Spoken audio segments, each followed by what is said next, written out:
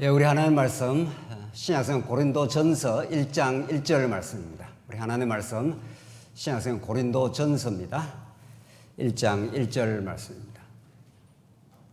예, 찾으신 줄 알고 봉독 드리겠습니다. 고린도전서 1장 1절입니다. 하나님의 뜻을 따라 그리스도 예수의 사도로 부르심을 받은 바울과 형제 소스데네는 고린도에 있는 하나님의 교회 곧 그리스도 예수 안에서 거룩하여지고 성도라 부르심을 받은 자들과 또 각처에서 우리의 주 곧 그들과 우리의 주 되신 예수 그리스도의 이름을 부르는 모든 자들에게 하나님 우리 아버지와 주 예수 그리스도로부터 은혜와 평강이 있기를 원하노라. 3절까지 우선 봉독드렸습니다. 오늘 우리 예고해 드린 대로 우리 지난주까지 로마서의 말씀을 우리가 마무리하고 이어서 고린도전서에 개진되는 복음 진리를 우리가 계속해서 확인하고자 합니다. 오늘은 고린도전서를 본문 바로 들어가기 전에 고린도전서 전체에 대한 서론적인 말씀을 우리가 나누도록 하겠습니다. 서론을 통해서 고린도 전서의 위치, 고린도전서가 가지고 있는 복음의 의미, 또 고린도전서를 어떤 관점에서 우리가 바라봐야 고린도전서에 개진되고 있는 그 복음의 깊이를 올바르게 우리가 접근해 갈 수 있는지 서론은 매우 중요한 시간입니다. 서론에서 고린도전서의 방향을 올바르게 잡지 못하면 사실 고린도전서에 대한 해석이 천냥지차로 갈라질 수가 있습니다. 그래서 오늘 우리가 한 시간 동안 우리 고린도전서 서론을 성도님들이 잘 우리가 이해하시면서 앞으로 우리가 살펴갈 생명의 양식이 되는 고린도전서 말씀을 기대하시고 또 우리 스스로가 말씀을 사모하는 마음으로 그렇게 살펴가도록 그렇게 하겠습니다.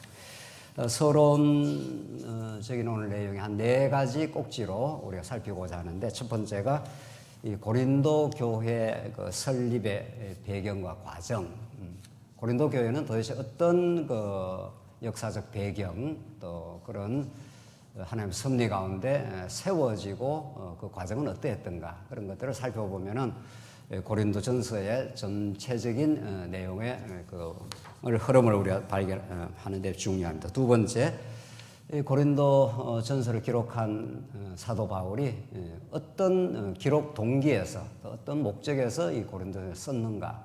어떤 편지를 쓸 때 그 기록 동기가 있겠죠.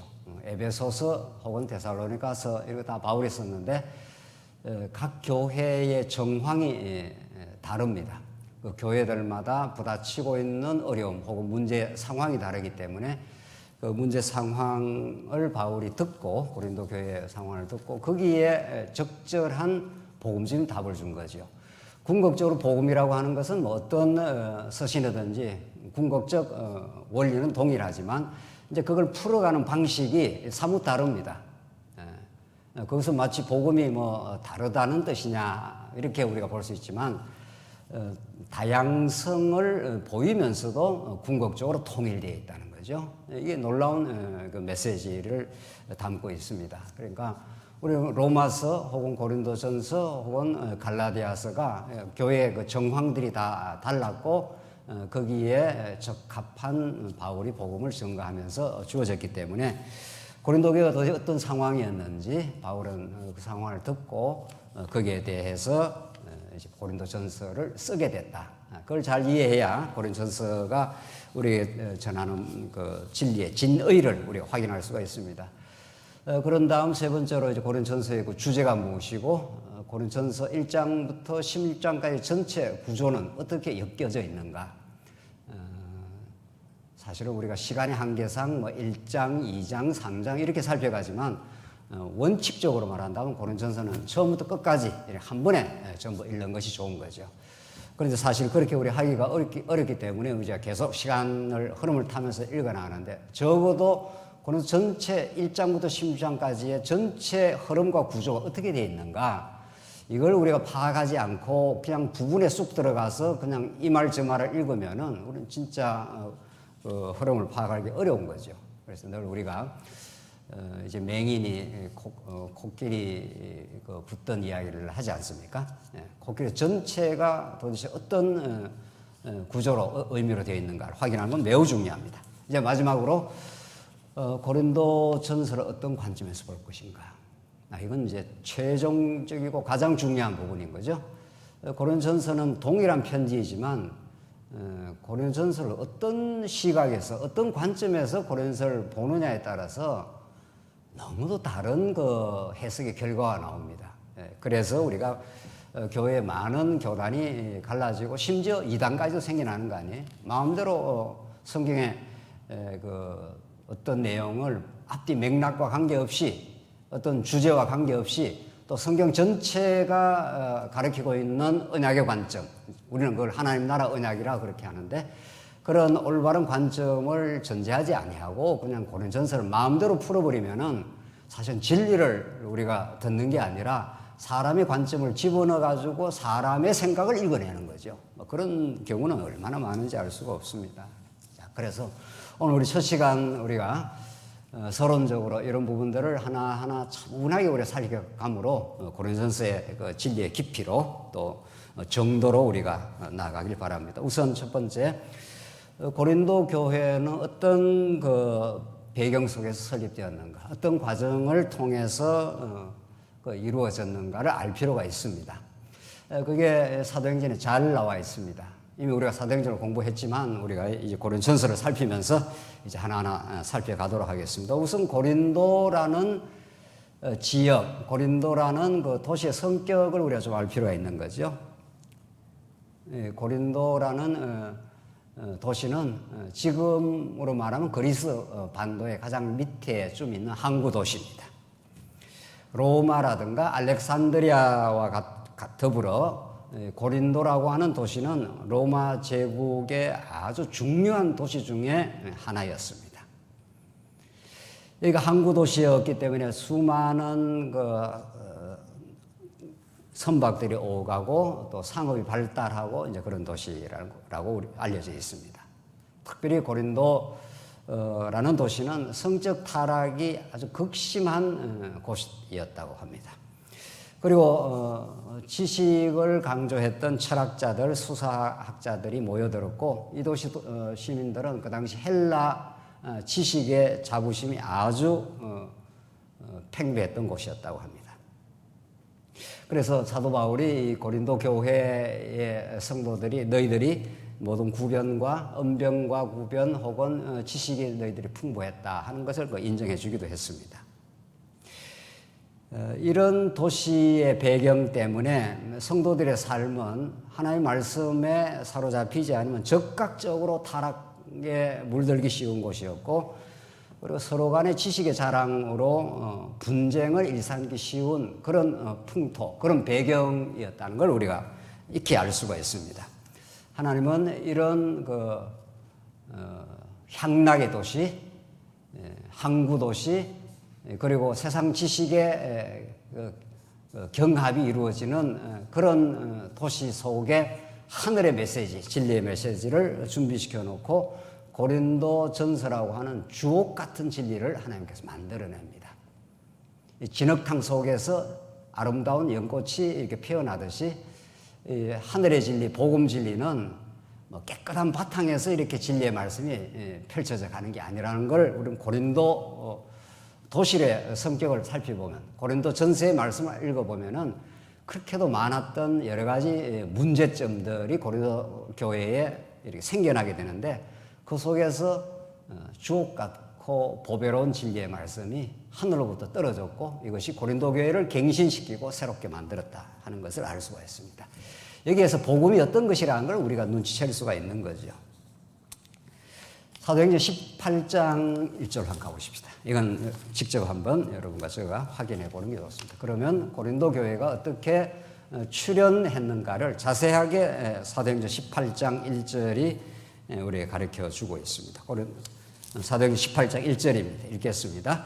그 후에 바울이 아덴을 떠나 고린도에 이르러 아굴라라 하는 본도에서 난 유대인 한 사람을 만나니 글라우디오가 모든 유대인을 명하여 로마에서 떠나라 한 거로 그가 그 아내 브리스길라와 함께 이탈리아로부터 새로운지라.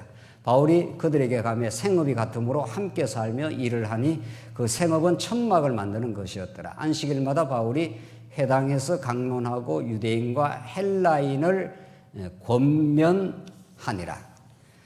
자, 이게 사도 바울이 이른바 2차 선교 여행 중에 아덴을 떠나서 이제 고린도에 당도하여 1년 반을 고린도에 머물러 복음을 전파했고 교회가 개척된 상황을 오늘 18장 내용이 잘 보여주고 있습니다.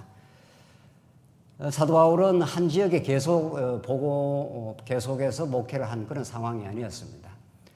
그 당시에는 무한정 복음을 듣지 못한 그 미전도 지역이 너무도 많았고 목회자는 그렇게 많지 않았던 상황이었죠. 바울과 바나바 이렇게 이제 몇몇 사람이 이제 복음을 깨닫게 된 사람이 이제 그 당시에 이제 선교사로 파송이 되면서 교회가 이루어진 상황이었고, 이제 세월이 점점 지나가면서 바울로부터 복음을 들은 이제 그 후진들이 생겨나고 이제 또 장로들이 생겨나면서 이제 같은 동역자 군들이 생겨났지만, 이 바울이 지금 복음을 전파할 때는 한 지역에서 뭐 10년, 20년 또 어떤 뭐 경우에는 평생을 한 지역에서 목회하는 수가 있지 않습니까? 이 시대는 그런 시대는 아니었습니다. 그래서 전하고 어느 정도만 복음을 전하고 핵심을 전하고 또 다른 지역으로 가던 그런 시대였습니다. 그래서 아덴을 떠나 고린도에 이르렀는데 이렇게 되어 있지 않습니까? 근데 하나님의 기가 막힌 그 경륜 가운데 아굴라와 브리스길라라고 하는 사람을 만났다. 오늘 그 2절이 그렇게 나와 있습니다. 그런데 이 본문을 읽어보면은 사도 바울이 이제 브리스길라와 아굴라하고 이 운명적인 만남, 정말 놀라운 만남인데, 고린도 교회라고 하는 교회가 탄생하고 또 고린도 교회가 어려움을 겪어가는 가운데 사도 바울이 그 소식을 듣고 쓴 편지가 고린도 전서니까 정말 2000년 교회사에 이 고린도 전서라고 하는 이 생명의 양식이 출현되게 된 배경이 이 브리스길라와 아굴라의 그 만남의 역사였습니다. 그것은 그들이 만날 계획을 세웠다든가 그들이 무슨 작정을 해서 만난 게 아니라는 거죠. 오늘 본문 2절이 잘 나오지 않습니까? 글라우디오라는 로마 황제가 그 당시에 유대인 추방령을 내립니다. 이건 실제 있었던 사건. 그걸 갖다 이제 사도행전 기자가 그렇게 말하지 않습니까? 있었던 사건인 거죠. 그리고 여기가 이제 로마인데, 로마에서 글라디오 황제가 유대인들 그 추방 명령을 내려서 브리스길라 아굴라가 유대인들이었으니까 거기서 살 수가 없어 떠밀려 간 곳이 고린도입니다. 그러니까 로마와 이 그리스가 굉장히 먼 거리입니다. 상당히 먼 거리입니다. 지금 뭐 비행기로 가면 뭐 잠깐이면 갈지 모르지만은 그 당시로서는 엄청 먼 거리입니다. 그 당시 2000년 거리로는. 그러니까 소위 말해서 난민과도 같은 처지였고, 글라디오 황제가 유대인 그 추방 명령을 내려서 밀려 간 곳이 고린도였습니다. 사도 바울도 아덴에서 복음을 전하다가 거의 쫓겨나다시피 해서 고린도로 오게 되었고, 거기서 업이 같음으로 천막 깁는, 천막을 만드는 유대인 랍비들은 그 당시에 복음을 전하고 싹스를 받지 않았다고 합니다. 싹스를 받지 않으면 생활을 어떻게 합니까? 생활이 굉장히 어려울 수가 있으니 전문 기술들을 하나씩 익히게 그렇게 했는데 그게 천막 만드는 기술이었습니다. 뭐 요즘으로 말하면 이제 건축 기술 비슷한 거죠. 자, 그런 기술을 가지고 바울이 이제 생계를 유지를 해야 되기 때문에 천막 짚는 곳으로 그 3절에 생업이 같으므로 이렇게 하지 않습니까? 천막 짚는 곳을 찾아서 갔는데 그곳에 브리스길라와 아굴라를 만나게 된 겁니다.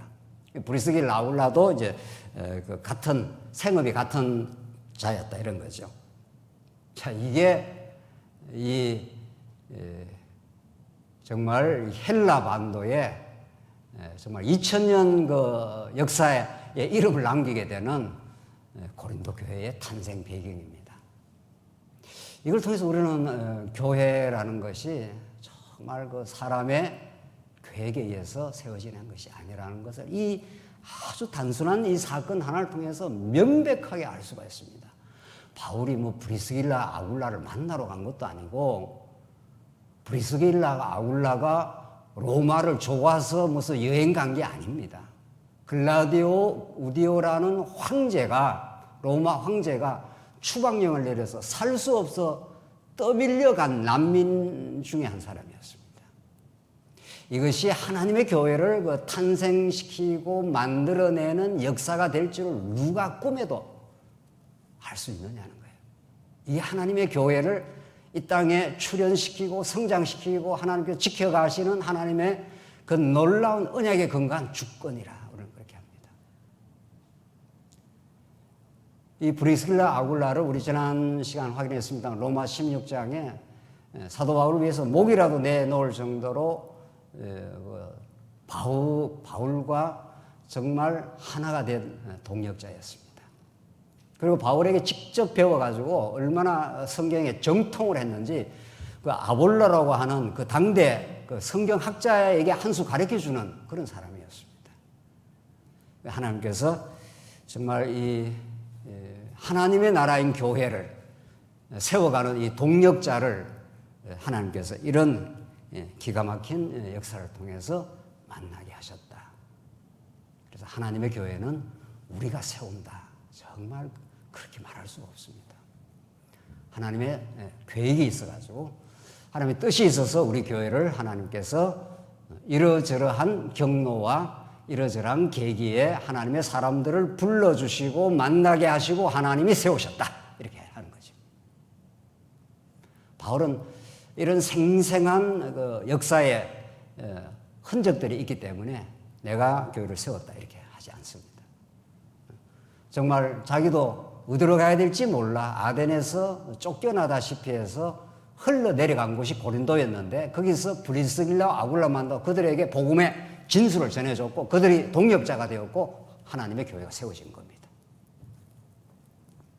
조금 더 읽어보십시다. 5절 실라와 디모데가 마게도나로부터 내려오면 바울이 하나님의 말씀에 붙잡혀 유대인들에게 예수는 그리스도라 밝히 증언하니 그들이 대적하여 비방하거늘 바울이 옷을 털면서 이르되 너희 피가 너희 머리로 돌아갈 것이요 나는 깨끗하니라. 그 이후에는 이방인에게로 가리라 하고 여기서도 유대인 대적이 생긴 거죠. 그래서 바울은 어디에 가도 뭐 육신이 평탄하게 복음을 전한 적이 없습니다. 거의 없습니다.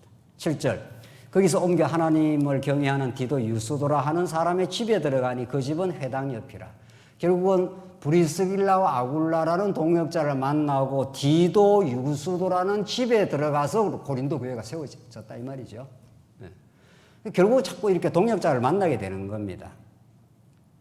또 회당장 그리스도가 온 집안과 더불어 주를 믿으며 수많은 고린도 사람도 듣고 믿어 세례를 받더라. 밤에 주께서 환상 가운데 바울에게 말씀하시되 두려워하지 말며 침묵하지 말고 말하라. 내가 너와 함께 있음에 어떤 사람도 너를 대적하여 해롭게 할 자가 없을 것이니 이는 이 성중에 내 백성이 많음이라 하시니라. 자, 하나님께서 유대인 대적 가운데 바울이 공고하게 되고 디도 유스도라는 집으로 피신하다시피 거기 들어가서 복음을 전하게 되고 거기에 하나님이 나타나셨다 이런 뜻입니다. 이게 바울이 혼자 복음을 전한 게 아니라 하나님이 바울에게 나타나서 내가 너와 함께하며 이렇게 언약의 말씀을 다시 일러준 거지요. 이게 중요한 겁니다. 이게 내가 너와 함께 있음에 너를 대적하여 해롭게 할 자가 없어. 대적은 하지만 너는 나의 보호 속에서 복음을 전하게 돼. 이런 말이죠. 이런 이 성중에 내 백성이 많음이라. 이 하나님의 말씀을 들을 사람이 이 성중에 있기 때문에 내가 너를 환난 가운데 집어넣지만은 내가 너와 함께 한다 이런 뜻이죠. 자, 그러니까 하나님의 교회는 환난이 없기를 바라는 게 아니라 환난이 때로는 있지만은 그 속에서 하나님께서 보호하시고 하나님의 교회를 환난 속에서 성장시킨다는 걸 알 수가 있는 거죠. 고린도 교회 그렇습니다. 그래서 11절 1년 6개월을 머물며 그들 가운데서 하나님의 말씀을 가르치니라 이렇게 돼요. 이게 고린도 교회 설립 배경입니다. 그렇죠? 자, 정리를 하자면은 바울이 내가 고린도에 가서 복음을 전해서 고린도 교회를 세워야 되겠다. 이렇게 작정을 하고 간 게 아닙니다. 정말 운명적인 정말 이 아름다운 만남, 운명은 아니네요. 또 성경 가르치면서 운명이라 말하면 곤란하고, 하나님 예정된 정말 이 절묘하고 기가 막힌 이 만남, 브리스길라와 아굴라, 그리고 디도 유스도, 이런 동역자를 하나님께서 붙여주시고, 바울이 그 유대인들의 대적 그 환란 속에서 하나님이 나타나시고 바울을 권면하시고 강건하게 붙들어 주시고, 내가 너와 함께 하겠다. 참 뭐 이것처럼 뭐 놀라운 교회 설립의 지지의 말씀이 없는 거죠. 그렇게 이 고린도 교회가 세워졌다는 걸 알 수가 있습니다. 정말 하나님의 놀라우신 주권적인 뜻, 바울의 기대와 생각을 훨씬 뛰어넘는 하나님의 신령한 인도하심, 정말 교회를 세워가는데 반드시 필요한 동역자들 간의 절묘한 만남, 브리스길라와 아굴라와 같은 교회의 기둥 같은 동역자의 출현, 이런 것들을 하나님께서 이렇게 조를 착착 맞춰 가십니다. 우리는 교회를 세워가고 교회에 우리가 봉사를 하면서 오늘 이 고린도 교회가 세워져 가는 하나님의 그 주권적 섭리, 그 동역자들과의 절묘한 만남, 이런 것들을 사실은 우리 주일마다, 오늘 수요일마다 생생하게 우리는 이렇게 느낄 수가 있는 거죠. 제가 복음을 이렇게 전한다 쳐도 우리 성도님들이 교회를 나오지 않으면 제가 무슨 수로 복음을 전합니까? 뭐 아무도 없는데, 요즘 뭐 물론 인터넷이라든가 이런 기기가 있으니까 이렇게 전하긴 합니다만은, 원리적으로 말한다면 그렇다는 거죠. 복음을 전할 사람도 보내주지만 복음을 듣는 사람도 보내주지 않습니까? 그래서 하나님의 교회가 자꾸 강건하게 세워져 가도록 하신다 하는 걸 우리가 알 수가 있습니다. 자, 그래서 정말 하나님의 나라인 이 교회는 우리의 생각을 훨씬 뛰어넘는 정말 아름답고 우리를 향하신 아름답고 복된 뜻이 계셔서 정말 복음 안에서 이렇게 만나게 하시고 복음을 함께 자꾸 나누면서 하나님의 통치, 하나님의 그 주권, 그 은혜로우심, 우리를 사랑하사 이렇게 엮어 하나님의 교회를, 하나님의 성전을 지어져 가고 있다 하는 걸 우리가 고린도 교회 설립 배경을 통해서 우리 확인할 수 있습니다. 두 번째, 이 고린도 교회를, 고린도 전서를 왜 기록하고 그 기록의 동기가 뭐고 이제 목적이 뭐냐, 두 번째를 확인해 보십시다. 사도 바울은 계속 이제 떠나가게 됐는데 1년 6개월 복음을 전했다고 했지 않습니까? 1년 6개월 전하고 이제 다른 지역으로 갔고 에베소에서 고린도 교회 소식을 듣게 됩니다. 그 사도 바울이 참 이 시대에 정말 그 고린도와 에베소는 상당히 그 먼 거리입니다. 바다를 하나 두고 이렇게 떨어져 있는 곳입니다. 근데 참 이 놀라운 하나님의 섭리 가운데 바울 주변에는 바울과 그 긴밀하게 연결되는 동역자가 있었고 또 그 동역자들이 교회의 소식들을 계속 전하는 그런 루트가 있었습니다. 그만큼 떨어져 있는 상황이었지만 교회들 간에 그 긴밀한 친교가 있었다는 걸 우리 알 수 있는데 에베소에서 이 고린도 교회 소식을 듣습니다. 고린도 교회가 세워지긴 했지 않습니까? 1년 6개월 바울이 정말 그 정통적인 복음을 전한 거죠. 정말 그 언약에 근거한 아주 가감없는 복음을 전해줬으니까 1년 동안 집중적으로 이제 전해서 일단 기초는 세워진 겁니다. 그러나 그 1년 6개월은 교회가 장성하게 성장하기에는 사실은 그 짧은 시간이고 고린도 교회가 성장 과정에 여러 가지 어려운 일이 발생을 합니다. 즉 하나님 나라를 충분히 누리지는 못했다 하는 걸 고린도 전서 그 내용에서 자세하게 이제 밝혀주고 있습니다. 분파가 생겼습니다. 나는 아볼로 파라, 나는 게바 파라, 나는 바울 파라, 이런 분파가 생겨났고 두 번째 교만한 일이 생겨났습니다. 사도 바울이라고 하는 걸출한 이 지도자가 사라지고 나서 이제 고린도 교회가 분파 작용이 일어나면서 왕노릇하는 사람이 많이 나타났다. 그렇게 되어 있습니다. 그래서 교만한 일이 생겨났고, 그리고 세상 법정 송사가 생겨났습니다. 그리고 음행 사건이 생기고, 결혼과 이혼 문제로 성도들의 삶의 생활에 무질서가 생겨났고, 우상 숭배하는 일이 생겨났고, 만찬시에 가난한 자들이 소외되는 일이 생겨나면서 교회 안에 자꾸 잡음이 생겨났습니다. 사도 바울이 굉장히 그 소식을 듣고 이제 괴로워하게 된 거죠. 교회가 안정감이 없는 겁니다. 교회가 진리 안에서 든든하고 질서 있고 건덕스러운 그런 삶으로 이렇게 든든한 교회가 아니었습니다. 뭐 따지고 보면은 이 땅의 모든 교회는 이런 과정을 다 거치게 되어 있습니다. 어떤 교회도 하루아침에 장성한 분량으로 성장하는 그런 교회는 없는 겁니다. 자, 이 땅의 모든 교회가 그런데 이제 고린도 교회가 특별히 이런 미숙한 과정을 많이 노출을 했고, 그걸 바울이 이제 들었습니다. 바울이 그 소식을 듣고 굉장히 가슴 아파하고 거기에 대해서 하나하나 짚어가면서 그 복음적인 해답을 이 고린도 전서에서 쓰게 됩니다. 그래서 고린도 전서와 고린도 후서가 바울 쓰신 가운데 가장 깁니다. 문제가 그만큼 많았기 때문에 그 문제 하나하나를 다 이렇게 자세하게 거론하면서 그 부모가 자식에게 그 어떤 그 권면할 때 말이죠. 너는 공부는 이렇게 해야 돼. 뭐 이렇게 저렇게 아주 자세하게 하듯이 말이죠. 정말 이 고린도전서가 어떤 서신보다 더 이 고린도전서를 합친다면 가장 긴 편지가 되는 겁니다. 가장 애절한 편지가 이 고린도전서입니다.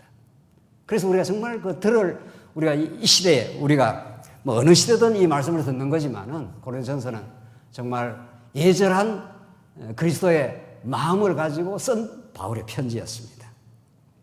자, 그런 여러 그 문제는 다양하지만 뿌리는 하나라는 걸 우리가 알 이유가 있습니다. 이제 우리 본문 확인하면서 정리해 가겠습니다만은 여러 가지 문제가 사실상 등장하는 것 같지만 알고 그 뿌리를 이렇게 파고 들어가면 문제는 딱 하나입니다.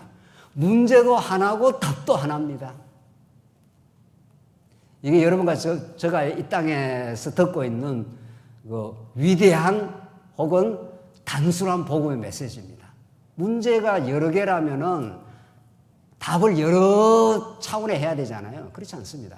바울이 여러 차원에서 하는 것 같지만 그 뿌리를 파고들면은 근본적으로 딱 하나의 원리를 해주고 있다는 걸 알 수가 있습니다.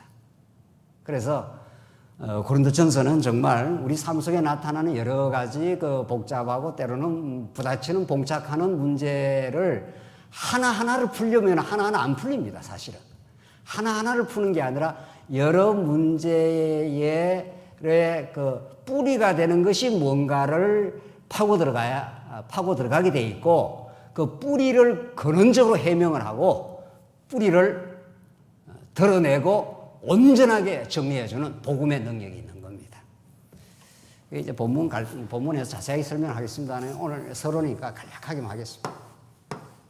문제는 여러 가지였습니다. 분파, 교만, 송사, 여러 가지 생활 가운데 우상숭배, 문제는 여러 가지 있지 않습니까? 딱 하나입니다. 하나님 생명에서 떠나가 있으면 여러 문제로 이렇게 파생돼서 나올 뿐입니다. 이걸 우리가 본문에서 자세하게 우리가 확인을 해가고 죄를 대속해 주신 그리스도의 십자가 사건과 부활의 진리를 고린도전서는 그렇게 말하고 있는 겁니다. 죄라는 것은 하나님을 죄라는 것은 하나님의 통치를 인정하지 않고 내가 통치하려고 하는, 내가 주인 되려고 하는 것, 거기에서 분쟁도 생기고 분파도 생기고 교만도 생기고 송사일도 생기고 생활의 부덕함도 생기고 우상숭배도 생깁니다. 하나님을 여호와로, 예수를 우리 왕으로, 그리스도로 딱 모시면 저런 문제들이 하나하나 다 정리가 되어 갈 겁니다. 자, 중요한 거는 로마서와 고린도전서의 관계인데, 여기서 왜 로마서가 있고 고린도 전후서가 바로 뒤에 이렇게 붙어 우리가 하나님의 말씀으로 이렇게 붙어 있느냐는 겁니다. 로마서는 칭의의 복음, 우리는 그걸 더 포괄적으로 아들의 복음, 그 아들을 통해서 아버지가 얼마나 은혜로우신 분인가 하는 걸 가르쳐 주는 건데, 그 놀라운 칭의의 복음, 그 아들의 복음을 아들의 복음으로 가르쳐 주기 위해서 인간을 죄악 가운데 가두었다. 그리고 하나님께서 의롭다 하셨다는 거 아니에요? 그래서 아무도 자기 행위로 하나님 앞에 나올 수 있는 사람이 없게 하고, 그 하나님의 은혜로 말미암은 칭의, 의롭다 하심이 우리를 하나님 앞에 서게 자녀가 되게 했기 때문에 그의 은혜의 영광을 찬미하게 만들어 주신다. 이게 로마서 아닙니까? 이 로마서의 진리가 실제화되어서 그대로 나타나는 게 고린도 전후서입니다. 하나님께서 우리를 죄악 가운데 가두어 놓으면 아무도 우리를 죄에게서 벗어날 수 없습니다. 하나님께서 우리를 불순종 가운데 가두어 두시면 분파, 교만, 송사, 생활의 부덕함, 우상숭배 등등등등 이렇게 나온다는 겁니다. 이게 로마서에서 말하는 그 죄의 여러 목록들입니다. 로마서가 얼마나 자세히 또 밝혔습니까? 수근수근하고 피 흘렸는데 발이 빠르고 무정하고 무자비하고 막 쫙 나오지 않습니까? 그게 이런 식으로 나타나는 것 뿐입니다. 이 하나하나를 도덕적 수준에서 성도님들 분파하지 마십시오. 성도님들 교만하면 안 됩니다. 성도님들 송사하는 거 아닙니다. 이런 식으로 도덕적으로 이렇게 가르쳐서 해결되지 않습니다. 절대로 해결되지 않습니다. 그 뿌리가 무엇인지를 아십니까? 우리는 그 뿌리에 우리 안에서 하나님을 인정하지 않고 아직 복음을 복음답게 깊이 깨닫지 못하는 우리의 불순종, 우리의 죄악 때문에 이런 문제가 생겨나고 있습니다. 그래서 이 죄를 해결해 주시고 우리를 온전한 생명의 나라로 인도하신 예수 그리스도가 우리에게 소중하고 또 소중합니다. 이게 고린전서입니다. 그래서 고린전서는 더 실감나게 우리에게 다가오는 거죠. 정말 우리도 고린도 교회가 겪는 것처럼 이런저런 어려움이, 이런저런 우리의 가정 안에서 다 문제가 있습니다. 문제 없는 가정이 있습니까? 어려움이 없는 이 땅에 교회가 있냐고요? 없습니다. 그러면 왜 그러면 하나님께서 그렇게 해놓으셨느냐는 거죠. 그거는 그 문제 속에서 좌절하거나 문제를 우리 능력과 지혜로 풀려고 하는 인본주의적인 시도를 하려고 하거나 그게 아니라 문제와 더불어 그 문제를 해결해 주시는, 문제의 진정한 답이 되어 주시는 우리 예수 그리스도의 십자가 사건과 그의 부활의 진리와 그가 이 땅에 이루러 오신 하나님 나라의 그 놀라운 은혜의 사건을 더 의지하고 바라보라고, 그 안에서 해방이 있다고, 그 안에서 진정한 답이 있다는 걸 깨닫게 하려고 그렇게 하나님께서 고린도 교회 같은 상황으로 인도를 해 가십니다.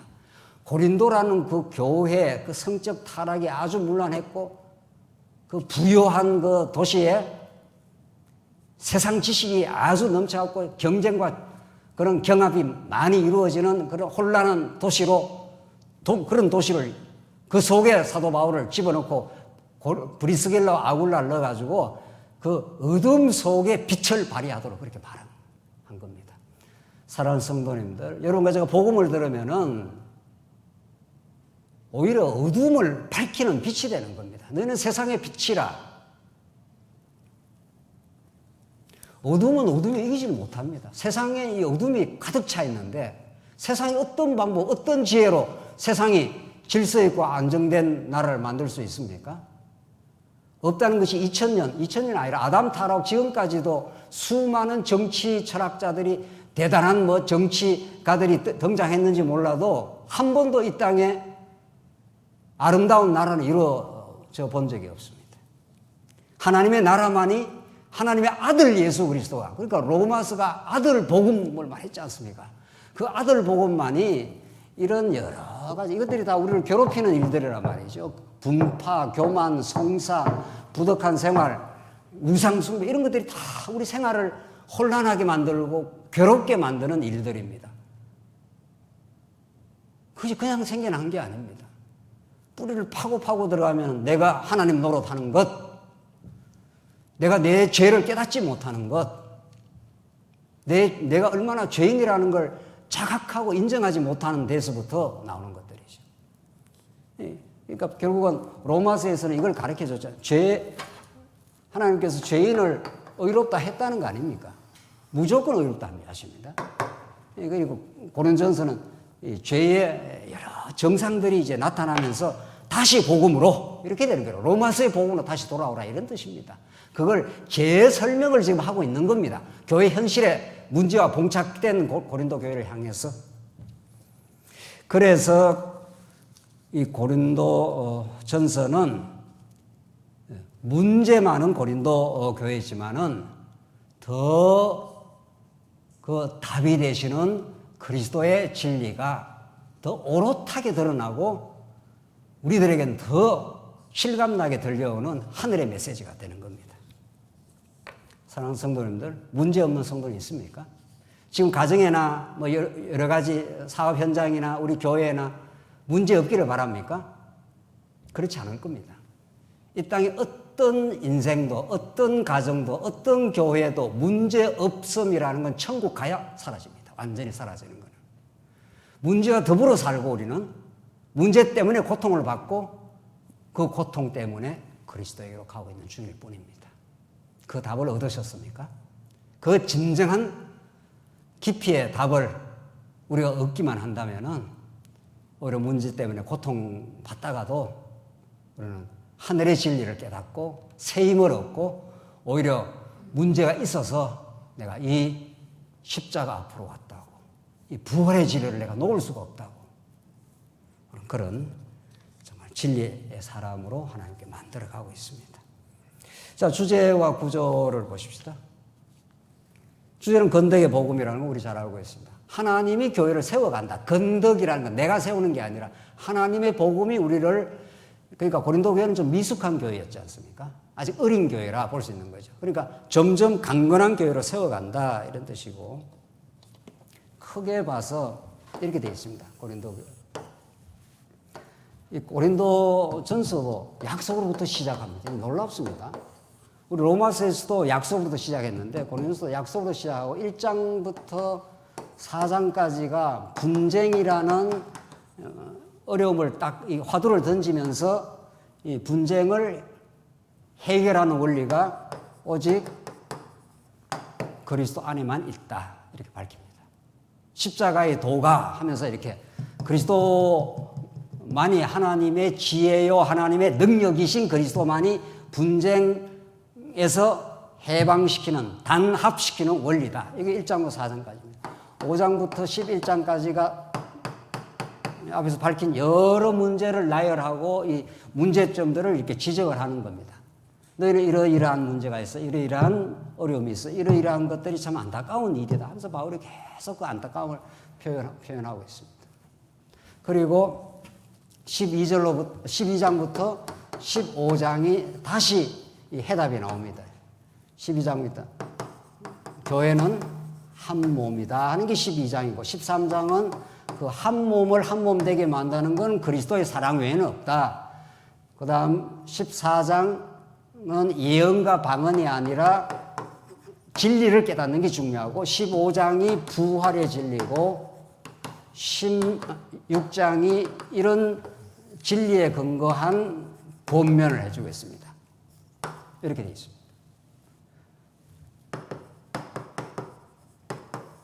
그러니까 아주 복잡하게 전개되는 것이지만 딱 압축을 하면은 하나님의 약속이 너희를 견고하게 만들어줘. 반드시 교회는 문제 속에서 견고하게 돼 하면서 문제를 밝히고 그 답인 그리스도를 밝히는 것으로 딱 그렇게 정리가 됩니다. 이렇게 고린도 전서를 정리할 수가 있는 거죠. 약속의 말씀이 먼저 언제든지 나갑니다. 주님께서 이 고린도 교회를 견고하게 세워갈 약속의 말씀을 주시고 분쟁이라는 문제, 그 위에 이제 여러 문제들 아까 전에 밝힌 뭐 여러 가지 교만, 성사, 음행, 우상숭배 등등등등등등 밝히면서 그것이 결국은 우리 교회는 한 몸이라, 한 몸이라는 이 진리를 모르면 그리스도의 통치 속에 한 몸이라는 진리를 모르면 자꾸 이제 갈라치기를 한다는 거죠. 그걸 하나 되게 만드는 것은 사랑뿐이다. 예언과 방언이 중요한 게 아니라 1만 마디 깨닫는 것보다 5마디 말을 깨닫는 것이 더 중요하다. 부활의 진리만이 우리를 새로운 길로 가게 한다. 어둠을 깨치고 이 세상이 전부 죄와 어둠에 속한 육신에 속한 것들이 정상이 지금 나온 것들이니까 그걸 이기고 승리하는 것은 부활의 진리밖에 없다. 지금 그런 뜻이죠. 고린도전서가 이제 우리 자세하게 살펴가겠습니다만은 정말 문제가 많을수록 그 문제에 답이 되는 그리스도 안에서의 한몸된 진리, 사랑은 오래 참고 사랑은 온유하며 마침내 모든 것을 이기고 승리하는 그 그리스도의 사랑. 예언과 방언을 통해서 진짜 깨닫는 진리. 그리고 그리스도가 어둠에서 부활하신. 이게 15장 부활장이라는 거 아니에요? 그 부활의 주를 만나기만 한다면 이 어둠을 깨치고 무덤을 해치고 나온 예수 그리스도를 우리가 새롭게 깨달으면 우리 안에 하나님 나라가 이루어질 것이며 하나님 나라를 진정으로 누리게 되면 우리는 그 분쟁과 음행과 성사와 기타 모든 등등등들의 문제들을 해치워 나가는 하늘의 지혜를 얻게 된다. 이런 거죠. 이렇게 고린도전서가 정말 이 현실감 있는 복음은 뭐 막연한 구름 잡는 소리를 하지 않습니다. 정말 이 세상의 철학은 막연한 정말 구름 잡는 소리를 얼마나 많이 하나요? 세상 철학이라는 게. 그러나 복음은 하늘에 계신 그분이 이 죄와 고통으로 얼룩진 세상 속에 말씀이 육신이 되어 찾아오십니다. 우리의 고통과 체휼해 주시고 우리의 문제를 너무도 잘 알아주시고 공감해 주시는 분입니다. 예수님이 여러분과 저의 문제 상황 속에 함께 계십니다. 그분에게 귀를 기울이라는 겁니다. 핵심은. 다른 데서 답을 찾지 말라는 거예요. 어떤 것도 답이 안 된다는 겁니다. 어떤 것도. 누구의 이야기도 뭐 답이 되는 것 같아도 실제 답이 안 된다는 게 증명되고 있습니다. 우리 삶 속에서. 마지막입니다. 우리는 어떤 관점으로 고린도전서를 볼 것인가? 오늘 이렇게 마지막으로 이 관점을 최종 정리하고 나면은 우리는 진짜 해방을 얻을 수가 있습니다. 우리가 지금 작년부터 우리가 하나님 나라 언약에 대해서 많이 강조를 해왔습니다. 왜 그것이 중요한가 하는 거죠. 우리가 언약 성취에 대해서 우리가 많이 사실 이야기를 해왔습니다. 그러나 그것은 뼈대가 되는 건 사실이지만은 언약의 내용이 무엇이냐 이렇게 했을 때 거기에 대한 충분한 해명이 없었던 것이 사실입니다. 그래서 아담에게 하나님께서 언약을 하신 것은 그냥 언약을 하신 정도가 아니고 하나님이 6일 창조를 하시고 하나님의 나라를 염두에 두고 그 광활하고 광대한 6일 창조를 하시고 하나님의 나라를 염두에 뒀다는 건 하나님의 나라를 이루실 왕 되신 예수 그리스도를 보내실 거 약속했다 이런 뜻 아닙니까? 그걸 통해서 여호와 하나님의 살아계심, 그 은혜로우심, 그의 능력 그걸 드러내주겠다 이런 뜻이에요.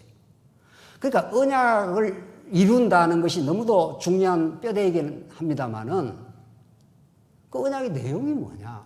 그 내용을 설명하지 않으면 우리는 그 언약의 풍성한 의미를 잘 못 깨달을 수가 있습니다.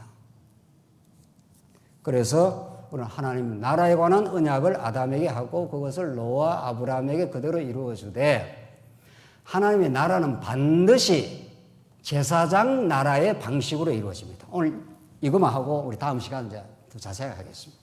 너무 많은 걸 하면 복잡해지니까.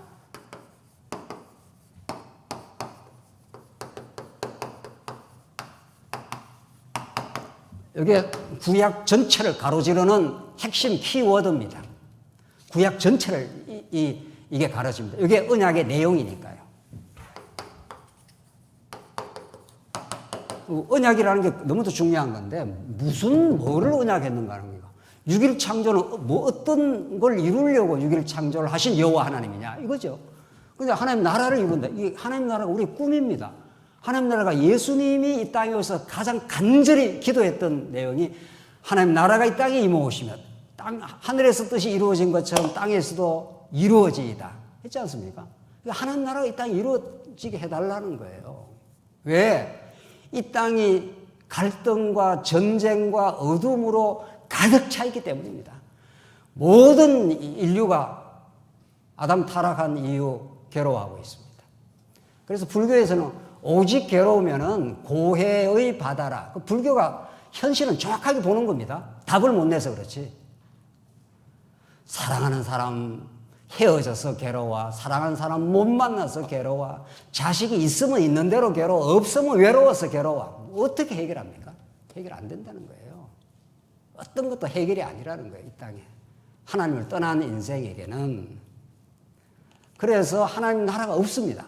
하나님 나라 인간이 스스로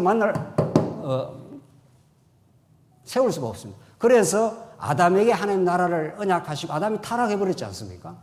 그렇기 때문에 마지막 아담 예수를 통해서 이 땅에 하나님 나라를 이루시겠다 이런 뜻이죠. 내가 여호와야.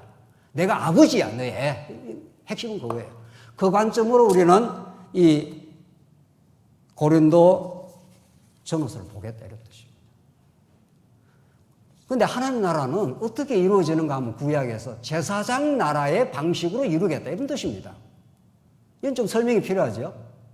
그러나 우리 성도님들 이미 성경을 어느 정도는 대략 아시기 때문에 이건 너무 간결합니다. 알고 보면 성경이 이렇게 간단할 수가 없습니다. 하나님 나라는 너무도 아름다운 하나님이 통치하는 질서와 안식이 있는 나라, 평강이 있는 나라가 하나님 나라 아닙니까? 그러니까 예수님만이 이 땅에 하나님 나라를 지금 이루어 주겠다고 실제 교회를 통해서 이루어 주고 있습니다. 지금 그 농도 차이는 있지만 말이죠. 근데 어떻게 하나님 나라가 이루어지지? 우리가 예수고 노력해야 이루어지나? 그렇지 않아 이런 거죠. 베드로가 내가 죽을지언정 감옥에 갈지언정 예수님 따르겠습니다 이랬습니다. 못 따릅니다. 그럼 어떻게 해야 되나? 성령이 오셔야 되고 누가 어떻게 해야 하나님 나라가 이루어져? 그런 거죠. 죽어야 이루어집니다. 제사장 나라는 제사를 통해서만 그 나라가 이루어진다 이런 뜻입니다. 이스라엘 백성들 애굽에서 나와서 하나님 나라가 안 됩니다. 나오자마자 금송아지 섬기고 자기들끼리 싸우고 원망하고 모세 반역하고 광야 40년은 계속 자기들이 하나님 나라를 세울 수 없다는 것을 노출시킨 40년 역사. 그러나 하나님께서는 계속 신의 언약을 통해서 제사를 통해서 용서해주고 또 용서해주고 또 용서해주고 그러면서 가나안 땅 하나님 나라로 내가 넣어주겠다 이런 뜻입니다. 그게 제사장 나라예요. 그래서 출애굽기서에 너희를 거룩한 백성으로 제사장 나라로 만들어주겠다. 은혜로 해주겠다. 내가 양을 한 마리 죽여서 너희를 살려내겠다 이런 뜻입니다. 그래서 복음서는 예수님이 내가 하나님 나라로 왔다 했지 않았어요? 아브라함과 다윗의 자손 예수 그리스도의 세계라. 내가 하나님 나라로 이 땅에 출현했다. 아브라함에게 약속한 하나님 나라가 이 땅에 내가 출현했다. 어떻게? 십자가 부활로 이런 뜻입니다. 그러니까 사복음서 전부 마지막에는 예수님이 십자가에 죽고 뭐 하는 겁니까? 부활하는 거. 이 죄를 인간을 괴롭히는 이 원수, 이 죄를 이걸 예수님이 십자가 대속의 죽음으로 정리해 주겠다 이런 뜻입니다. 안 그러고는 우리는 해방을 받을 길이 없습니다. 계속 육신의 소욕이 지금 부글부글 끓어올라오는데요. 내 뜻대로 만들어야 되고 내가 이겨 먹어야 되고 다른 사람이 지면 안 되고 세상이 그런 악바구니 같은 경쟁의 세상인데 무슨 수로 하나님 나라가 이루어집니까? 죽어야 이루어집니다. 누가? 예수가. 그리고 예수에게 붙은 바 된 우리도 죽어야 이루어집니다. 부부간에 신경이가 벌어졌습니다. 어떻게 해야 평화가 찾아옵니까? 둘 중에 하나가 죽어야 되는 겁니다. 둘 다 펄펄 살아있으면 계속 분쟁이 끝이 없습니다. 내가 저주지. 내가 졌다고 해주마. 그 외에 이 땅에 하는 나라가 이루어지는 법이 없습니다.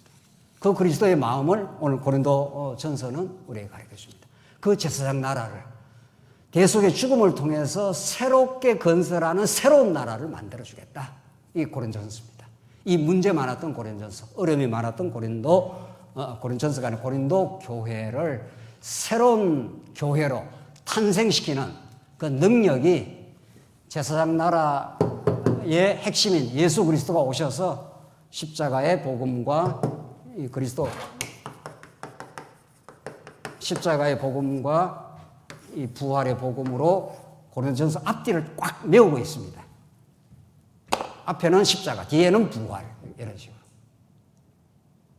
이게 고린도 교회의 새 길을 만드신 우리 살아계신 여호와 하나님.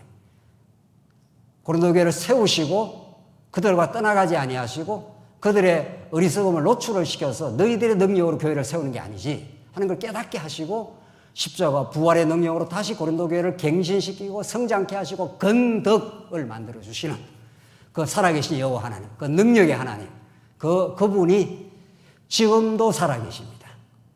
지금도 살아계셔서 여러분과 저와 함께 하시고 우리를 새 길을 가도록 하나님께서 인도해 가실 겁니다. 그 안에 참된 안식과 승리가 있길 바랍니다. 기도하십시다. 자비하신 하나님 아버지, 은혜를 감사합니다. 하나님이 약속대로 교회를 세우시고 우리는 때로는 실수하고 어려움을 겪지만 하나님께서 신실하셔서 우리와 함께 해주시고 우리를 참으로 불쌍히 여겨주시고 강건하게 만들어 우리가 하나님 나라를 누리는 강건한 길에 이르게 하시옵소서. 예수 그리스도의 이름으로 기도하옵나이다. 아멘.